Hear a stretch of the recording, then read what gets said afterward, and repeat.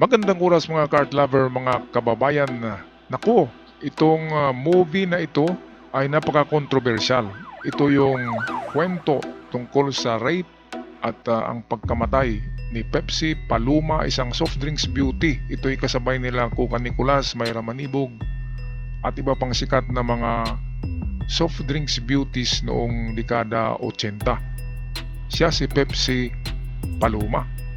At eto ang ating bigyan ng reaksyon ngayon kung anong mangyayari sa producer-director na mag-produce nitong pelikulang ito, kasi nasisira ang dangal ng mga public figure, sina Tito Soto, Vic Soto at Richie the Horsey.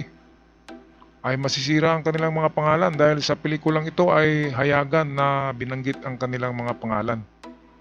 Kaya ito ang isang piskal, isang attorney ito, nagbigay ng kanyang insights kung libelous ba o makulong ba itong director-producer na si Daryl Yap. Panoorin natin ang video.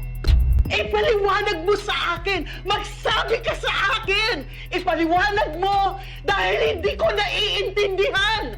Pepsi, sumagot ka! Nirape ka ba ni Vic Soto? Ah!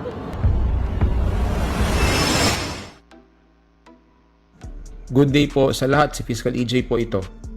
Bago natin pag-usapan kung libelous o mapanira ba ang nasabing pelikula, magbibigay muna ako ng konting backgrounder kung sino si Pepsi Paloma at ano ang nangyari sa kanya.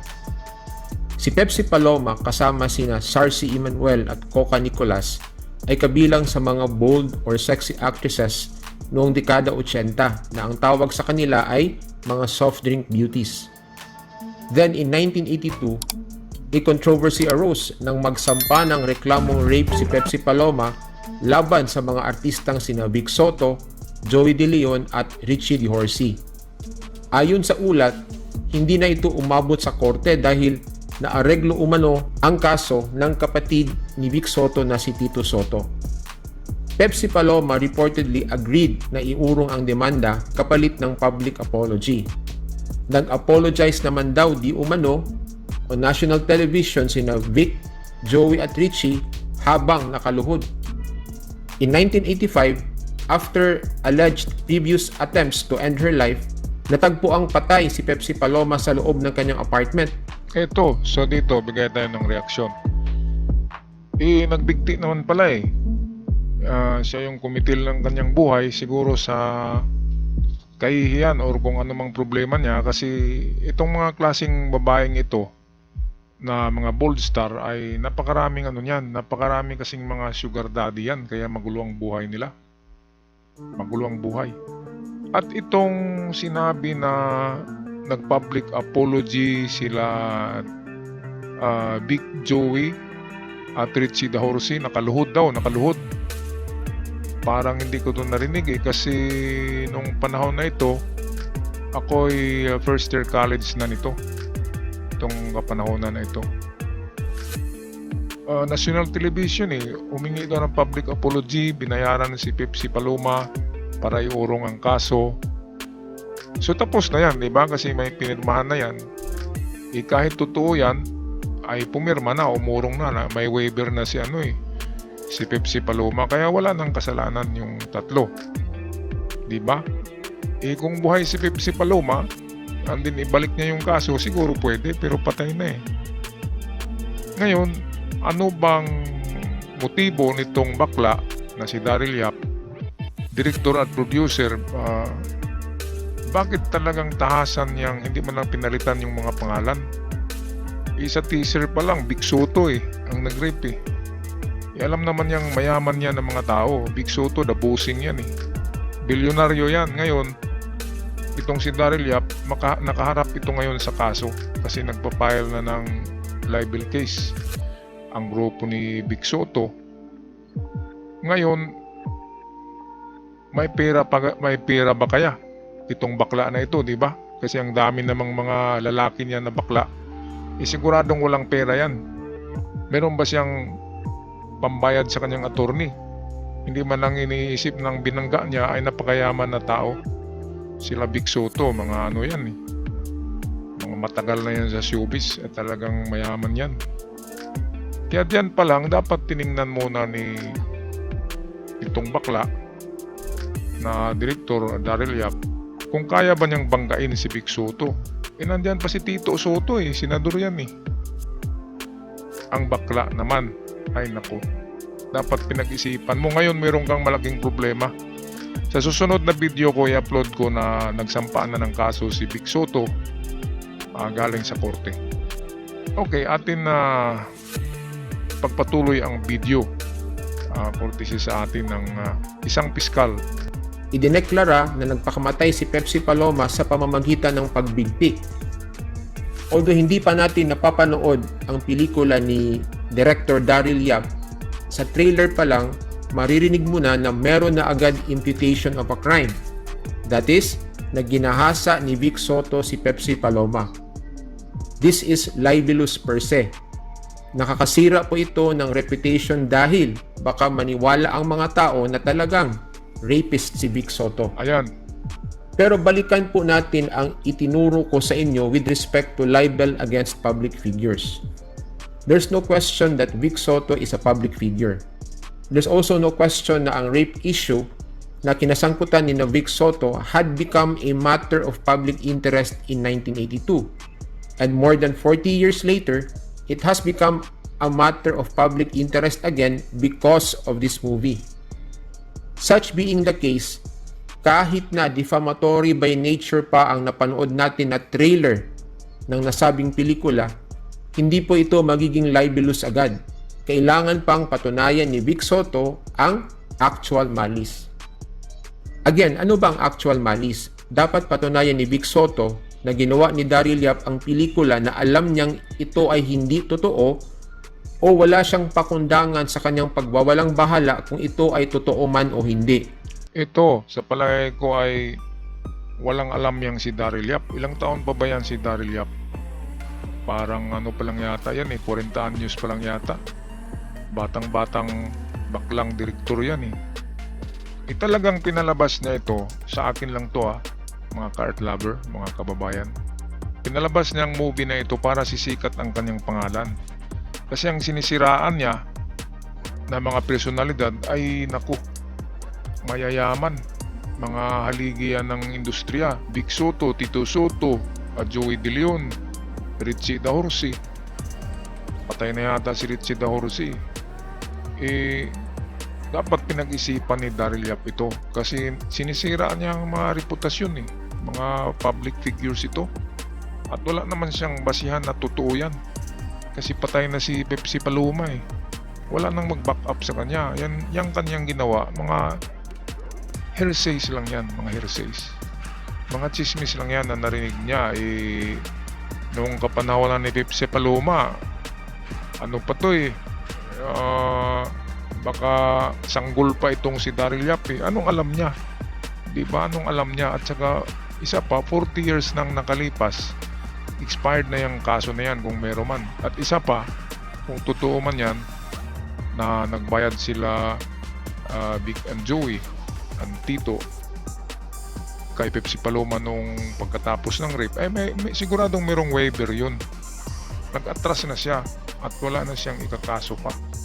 At ng public apology ba naman, di ba? Pero ewan ko lang kung totoo yung public apology in national television, wala naman tayong nakita. Pero ang sigurado diyan ay hindi yan aaminin nila Tito, Vic and Joey kasi nga binayaran nila. At isa pa, mga bayaran naman ng mga modelo yan. Noon nga ano lang yan sila noon nasa 5,000 lang yan sasama na sila overnight. Kasi ako noon first year college, alam ko yan kasi diyan nga sila nagsasayaw sa Quezon Boulevard sa Quiapo, yung ano diyan, yung gala ano ba yung mga sinihan diyan, mga Vista, yung ganyan, Vista Cinema diyan sa Quezon Boulevard yan sa Quiapo, malapit sa Quiapo Church. Merong mga sinihan diyan na maraming surot. Nanood nga ako diyan sa kanila. Nagsasayaw sila diyan ng hubad. Yung mga Pepsi mga soft drinks beauties na yan. Kaya alam ko yan, at alam ko na nagpapabayad din sila, 5,000 a night ang bayad sa kanila, sa kanilang talent fee. Kung mag-escort sila, escort ang tawag ngayon eh. Totoo yan. At yung mga sikat na artista noon ay 15,000. Sila, bold star sila eh. Alam naman natin na dancer sila, nagsasayaw ng hubad. Kaya bakit re-rapin pa ni Vic at ni Tito at ni Joey? Ba't rapin nila yan? Pwede naman bayaran yan, di ba? Ba't re-rapin? Diyan lang, makikita mo na pinagpirahan nila si Tito, Vic and Joey. At kahit ginalaw man siya, binayaran siya. Sigurado. Kung 5,000 lang, kayang-kayang bayaran siya eh. Pwedeng 15,000 ang ibigay sa kanya, 3 ang makano. Gang rape, bali, di ba? Yung totoo lang. Insights lang naman ito. So, ayan. Sa palagay ko ay hindi ni-rape. Sa akin lang to Kasi, mga bayaran naman ng mga babae ito. Pwede namang babayaran sila, di ba? At mga sikat na artista sila, Tito, Vic and Joey noon. Bakit mga re-rape sila? Pwede namang bayaran yan, di ba? Ay nako, itong bakla naman na ito ay binuhay na yung zombie. Nalibing na yan 40 years ago. Nalibing na yan. Nakaso, wala na. Wala ngang kaso eh. Ibinuhay na dahil chismis lang narinig niya para sumikat ang pangalan niya. Ngayon, mas lalo siyang sisikat kasi makulong siya dahil sa ginawang movie. Dapat nag-isip siya ng ibang movie na walang madadamay ng mga tao, ng mga sikat. Okay, balik tayo kay Fiscal EJ. Kapag napatunayan ng public figure tulad ni Vic Soto na may mali siya ang pagkakagawa at pagpapalabas ng pelikula na ang layunin lamang ay yurakan ang kanyang pangalan, then the people behind this movie can be held liable for libel. Question, Fiscal. What if mapatunayan ni Daryl Yap na totoo talagang ginahasa ni Vic Soto si Pepsi Paloma? Hindi na ba siya magiging liable for libel? Like what I had emphasized in my previous video, hindi po sapat ang katotohanan para maabsuelto sa libel. Kung ginawa ito ni Daryl Yap para lang ilagay sa kahihiyan si Vic Soto, si Joey De Leon at si Richie De Horsey, meaning walang good motives at hindi for justifiable ends ang layunin ni Daryl Yap sa paggawa at pagpapalabas niya ng nasabing pelikula, hindi po siya maaabsuelto sa libel. Ayan. I will not say na meron bang good motives and for justifiable ends ba ang purpose ni Daryl Yap sa paggawa at pagpapalabas ng pelikulang ito. Kayo na po ang humusga based on these observations. Number Wala. 1, matagal nang nag-prescribe ang krimen assuming na meron talagang rape na nangyari. Meaning to say, since the alleged rape incident happened more than 40 years ago, hindi na po pwedeng sampahan pa ng kasong rape sina Vic Soto at Joey De Leon. Ayan. Hanggang 20 years lang pwedeng sampahan ng rape ang isang akusado counted from the date of the discovery of the crime. So ano pa ang silbi ng pagpapalabas ng katotohanan kung hindi na pala pwedeng sampahan ang mga sangkot sa nasabing krimen? Number 2, sa ating batas po, a person is presumed innocent unless proven guilty. Hanggat hindi po napapatunayan sa korte, wala pong kasalanan sina Vic Soto at si Joey De Leon. And number 3, patay na po si Pepsi Paloma. Patay na rin ang nanay niya at ang manager niya na si Ray De La Cruz. Ayan, so dito pa lamang patay na nga eh. Sino pa bang mag-testimony diyan? Sino pa bang pinakamalakas na testimonya? Wala eh. Kahit yung bakla na Ray De La Cruz. Namit ko yan sa Quiapo eh. Nakatira diyan sa sa may Raon. Yang sabi nga ni Ray De La Cruz sa akin na pwede kang artista. Ganyan noon. Gawing yung sa bold mga sexy tulad ni Daniel Fernando, yung mga ganyan. Kaya alam ko itong mga sexy beauties na ito, alam ko itong mga presyo nila, 5,000 pesos lang, pwede na yan sila ilabas kasi mga dancer yan eh, yan eh, na pick up lang yan ni Ray De La Cruz yung kanilang yung kanilang talent manager, napipick up yan sa mga clubhouses na panggabi. Kaya hindi na riripin pa ang mga babaeng yan. Papayag naman yan kasi sanayan sa mga lalaki. Kaya itong rape case na ito, sa palagay ko hindi yan rape. Kung may nangyari man, hindi rape. Pumayag yan sa nangyari sa kanya na group sex ang tawag diyan ay hindi naman siguro ganun kalupit sila Vic, Tito and Joey at Richie Dorsey. Hindi naman mga adik yan na kung ano-anong gawin kaya, no? At sigurado binayaran talaga yan. Kasi mga ano to na mga babae, sabi ko na, tumatanggap to ng pera. Makita mo naman nagsayaw naghubad sa entablado sa sinihan diyan sa Quezon Boulevard. O sinong taga Manila diyan na nakapanood noon 1986 to kasi 1986 ako'y first year college. Palagi ako diyan sa Quiapo kasi nakatira ako sa Fraternal Street, Quiapo, Metro Manila mismo. Kaya malapit lang yan sa tinitirhan ko yung mga sinihan diyan sa Quezon Boulevard kung saan nagsasayaw yan sila every night yan pagkatapos ng movies gawin nilang entablado yung stage ng sinihan at doon sila nagsasayaw ng hubad. Kaya ito in fairness to Pepsi Paloma, kung buhay pa ito, ay hindi naman talaga kailangang rapin pa yan kasi bigyan mo lang yan ng pera, papayag na yan. Itong pinagtirahan lang kasi yan sila Tito Vic and Joey. At alam naman natin na matinik din sa chick si Vic. Kaya marunong manligaw yan si Vic kung gusto niya. Marunong, hindi yan rapist sa palagay ko lang. Okay, tapusin natin tong video. Dead people tell no tales. Now, saan ba kumalap ng ebidensya si Daryl Yap para buuin niya ang kwento? Kung kinuha lang ni Daryl Yap ang ebidensya sa mga nababasa at naririnig niya, then it is not the kind of evidence that will prove the truth of the defamatory imputation. Patay ka ngayon. Ang pagsampa po ng kasong rape ay hindi po ebidensya na talagang may nangyaring rape. Mere accusations are not proof. Number 4. Sa title pa lang ng pelikula, The Rapists of Pepsi Paloma, it seems na ang focus ay sa mga alleged rapists ni Pepsi Paloma, not Pepsi Paloma herself. The intent to sensationalize is there, at the expense of Vic Soto and company who appear to be the villains of this unverified story. And lastly, in the interest of fairness, did Daryl Yap get the side of Vic Soto and Joey De Leon? Buhay pa po sila and still active in the entertainment industry. Ayan, so dyan ka, patay ka, bakla ka. Bakit ginawa mo yan? Dapat kasi pagagawa ka ng movies, ay interviewin mo yung parehong side.